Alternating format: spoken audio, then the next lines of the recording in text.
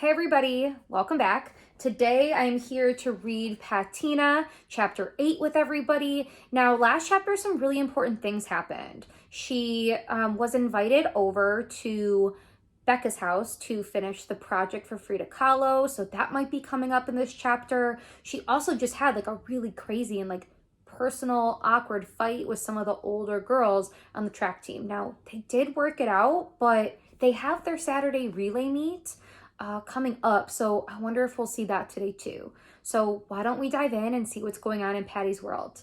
Chapter 8, here we go. Chapter 8, to do. Think about aliens and rap music. And Dad. How was practice? Momly asked as usual, turning the radio down as I closed the car door. Fine, I said, right on script, as Momly drove away from MLK Park. Even though I felt like I looked normal, apparently I didn't. What's wrong? She asked. Maddie, who had been kicking the back of my seat, suddenly stopped, listened closely for my answer. Nothing, why? The only thing I could guess that even though all that drama at practice was over, some of it must have still been lingering in me or on me.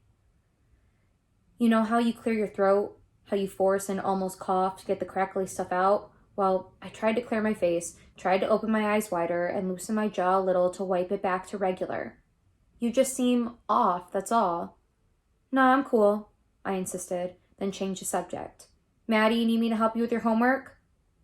No, we already did it. Momly helped me, she said, then started kicking the seat again. Momly turned the radio up, no music, just talk. People talking about animals like they people, which Momly thought was hilarious. Maddie thought it was fascinating because of her upcoming field trip to the farm, and I thought bang your head boring.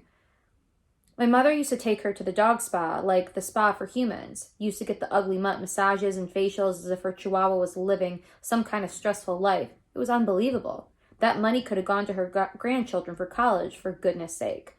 But since the dog couldn't get a degree, it was like she didn't care. I mean, can you imagine? A lady on the radio went on and on. Yes, I can imagine, I thought.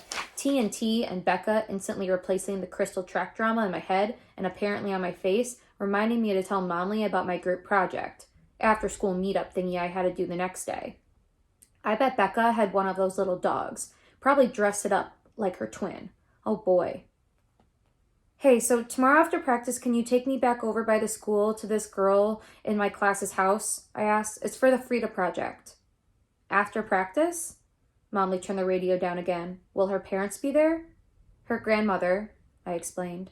Momly nodded. And who is this young lady? Her name is Becca Broward. She's okay. I mean, I just want to get it over with so I can get a good number on this project, to keep Ma off my back, and not to mention my feet on the track. Momly would definitely understand that. Okay. There was some hesitation in her voice.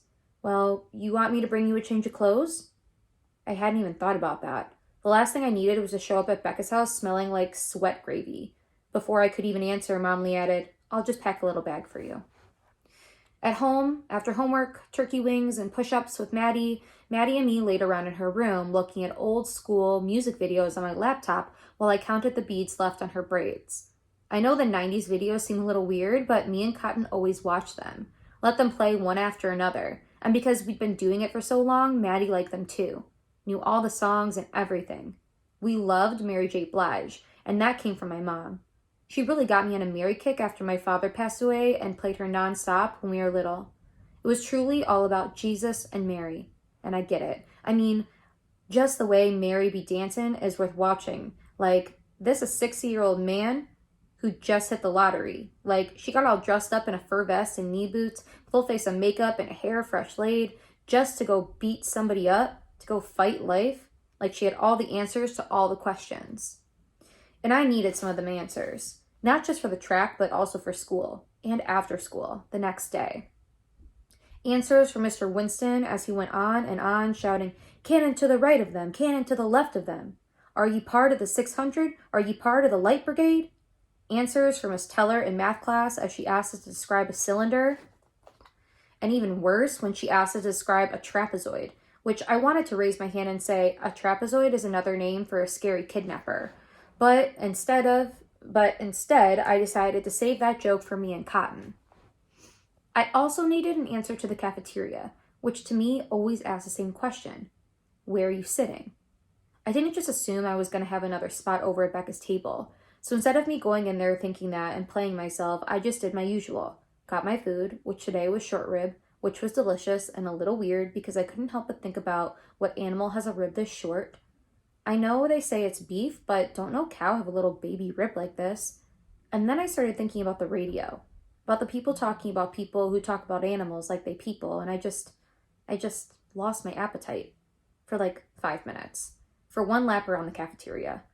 Then Becca called me over again, and I almost did my Mary J. Blige walk over there and sat down and separated the meat from the bone while Becca, for the second day in a row, went on about music and space. Seriously, my father said there's like all kinds of stuff on this gold record they sent up there back in the 70s, and not just music, but he said there's digital photos of people eating and dancing and stuff. So you're saying somewhere up in the stars there's just random information about us floating around? The girl sitting next to her, the girl I still didn't know but that I heard Becca call Sasha, asked. She said it in that I don't believe you voice, and I couldn't blame her. Becca was bugging. Yep, but it's on a gold record. They did it thinking that maybe one day aliens would find it and learn about us. Today, Macy Franks was sitting directly across from me. She dragged hunks of meat across her plate, sopping up sauce before lifting her fork to her mouth. She chewed, swallowed, then pointed her fork at Becca and asked, "But if aliens do find it, won't they need a record player to play it on?" Plus, we don't even really use those things down here anymore, Sasha said. Plus, what makes you think aliens don't already know about us? Shoot, I know a few aliens in this school, Macy added. The other girls laughed. Oh yeah? Like who? Becca asked. I looked down at my plate, chewed my lip for a second like it was a piece of beef. Like me, Macy replied, shaking her head, and obviously you. Phew, shoulders back, Patina. The conversation went on, Becca leading the way, now asking everybody if they could record anything on whatever gold record she was talking about. What would it be? I mean, choose carefully because it's gonna last forever and might be seen or heard by aliens, she reminded us. I wish I could send what my older brother's shoes smell like, Sasha said. I feel like aliens won't want to do anything with us, not attack us or anything, if they knew what kinds of smells come out of teenage boys. I chuckled at that one only because I spend so much time around boys. I can definitely co-sign. It's like their shoes being made of week-old cheesy bread or something. This is true, Macy said, now folding her meatless plate. I'd probably send some origami. Maybe a fortune teller with instructions on how to use it, and under every flap it would say, "Come to Earth, destroy Chester Academy, located at," what's the address here? Whatever. Destroy the school, find your sisters, Macy and Becca, and take them home. Speak for yourself. Becca's voice rang an octave higher than normal, putting her at almost glass shatter level. Anyway, what about you, Patina? And don't say anything about Frida Kahlo either. That's cheating. I could have used some short rib to stuff into my face to keep me from having to say anything. The seat was enough, and to be honest, I wasn't really expecting any actual words to come my way. So I wasn't ready, caught off guard. But everybody was looking at me, waiting for an answer. I ran through, and this is gonna sound silly, everything I would want an alien to know about me, about Barnaby Terrace and my folks, where I'm from, but I couldn't really figure out what I would want to go up into space. Pictures, movies, red beads, all my first place ribbons. Better yet, get rid of my stupid second place one. It could be anything, I stalled.